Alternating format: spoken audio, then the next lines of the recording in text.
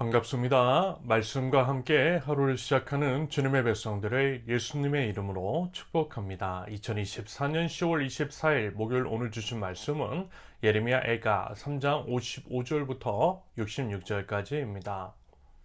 주님, 그 깊디 깊은 구덩이 밑바닥에서 주님의 이름을 불렀습니다. 살려주십시오. 못들은 체하지 마시고 건져주십시오 하고 울부짖을 때에 주님께서 내 간구를 들어주셨습니다. 내가 주님께 부르짖을 때에 주님께서 내게 가까이 오셔서 두려워하지 말라고 격려하셨습니다. 주님께서 내 원한을 풀어주시고 내 목숨을 건져주셨습니다. 주님께서 내가 당한 억울한 일을 보셨으니 내게 바른 판결을 내려주십시오. 주님께서는 나를 치려는 그들의 적개심과 음모를 아십니다.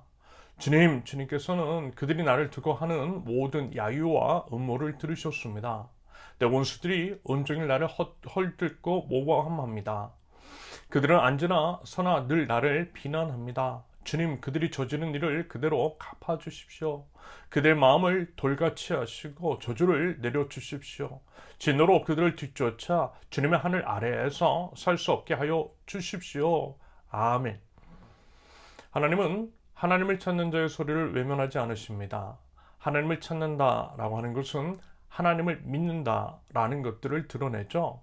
하나님께 답이 있고 하나님께 구원이 있음을 믿는 자만이 사실 하나님을 찾는 법입니다. 하나님은요, 하나님을 믿는 자를 기억하시고요, 그 소리에 반응하세요.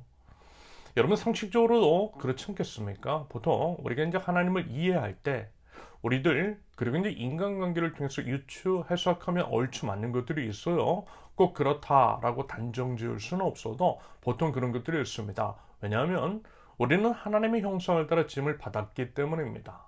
하나님의 형상을 따라 지음을 받았기 때문에 하나님의 속성이 우리 안에 스며들어 있어요.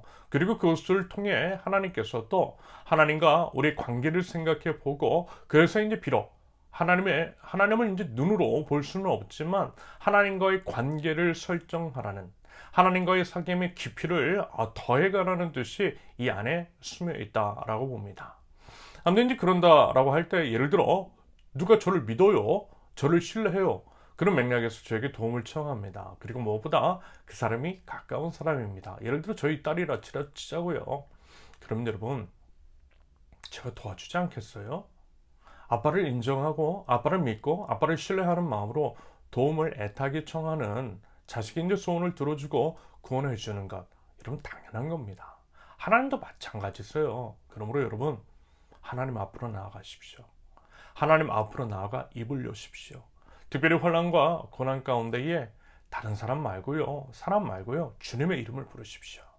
여러분, 그래서 보세요. 55절에서 예레미야가 이렇게 이제 고백하잖아요. 55절, 주님, 그 깊디 깊은 구덩이 밑바닥에서 주님의 이름을 불렀습니다. 뭐요? 주님의 이름을 불렀대요. 그 깊디 깊은 구덩이 밑바닥에서 고난과 환난 가운데 있을 때에, 고통이 자기 자신을 짓누를 때에 다른 것 찾지 않고 하나님 찾았다라는 것입니다. 유일한 구원자이신 우리 주님의 이름을 불렀다라는 거죠. 여러분, 어떻습니까? 살만하세요? 평안하십니까?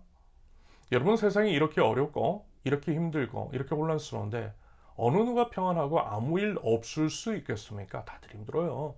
고난과 환난 가운데 있을 수 있어요. 그리고 이런 경우들, 저도 이제 부사역자 시절에 참 많이 겪었거든요. 하나님과 사람 앞에 나름 이제 성실하게 살았어요. 교회를 위해서 정말 저의 이제 모든 것들을 갈아 넣었죠. 하고 싶은 사역만 하고 하기 싫은 사역은 걷어낸 것이 아니라 시키는 대로 다 모든 것들 꾸역꾸역 다 했어요. 오히려 이제 식구들에게 미안할 정도로 식구보다 교회를 더 챙겼어요. 그런데 토사구팽하더라고요. 제가 이제 지켜주려고 했던 사람들마저도 저를 외면하는 게 있더라고요. 이상한 이야기를 지어내고 수근수근 되는 게 있더라고요. 분명 자기 자신이 저지른 일인데 말을 바꾸더라고요. 그러면서 이제 저를 이상한 사람으로 몰아가더라고요. 여러분, 이런 일 겪어보셨어요? 생각보다 이런 일 적지 않다라고 하는 것들을 자주 목격했습니다. 이런 고민, 이런 어려움과 아픔을 토로하는 사람들이 많더라고요. 여러분, 어때요?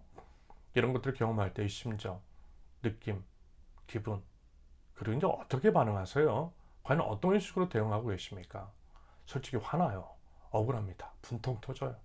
마음이 타들어가요. 도대체 이제 무엇을 어떻게 해야 될지 몰라요. 당사자를 찾아가서 욕이라도 하고 싶고 정말 이제 별 생각이 다 드는 거예요.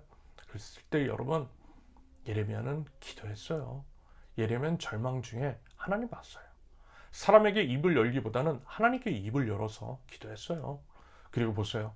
56절에서 58절까지 고백을 들어보면 하나님께 울부짖었을 때 간구를 들어주셨던 것을, 하나님께 부르짖었을 때 가까이 오셔서 두려워 말라고 격려하셨던 것을, 원한을 풀어주시고 목숨을 건져내 주셨던 것을 기억하고 있습니다. 똑똑하게 기억하고 있어요. 예레미야는 그 하나님을 똑똑히 기억해요. 그 기억을 통해 그 하나님에 대한 믿음과 기대로 하나님 앞으로 나아갔던 것입니다. 나아가서 기도했던 거예요. 그때처럼, 예전처럼 도움 주시라는 거죠. 살려주시고 구원해 주시라는 것입니다. 여러분, 이게 참 중요합니다.